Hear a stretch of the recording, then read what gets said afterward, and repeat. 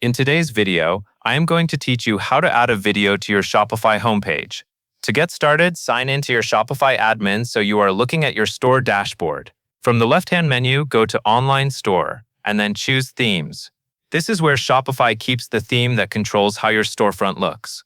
On the Themes page, find the theme that is currently active. You will see a Customize button next to it. Click Customize to open the theme editor. This editor lets you build and adjust your homepage layout using sections, which are pre-made content blocks you can add and rearrange. Once the theme editor loads, look at the left sidebar. This is the panel where you manage the sections on your homepage. Click Add Section. A list of available sections will appear, depending on your theme. From that list, select Video. Shopify will add a new video section to your homepage, and you should also see it appear in the section list on the left. Next, click the new video section in the sidebar to open its settings. This is where you connect your actual video and control what customers will see before they press play. In the video URL field, paste the link to your video. Shopify typically supports YouTube and Vimeo links here, so make sure you copy the full URL directly from your video page. After you paste the link, give Shopify a moment to load the preview.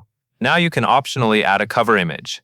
This is the thumbnail that displays before the video plays, and it helps the section look polished even if the video does not auto-load right away.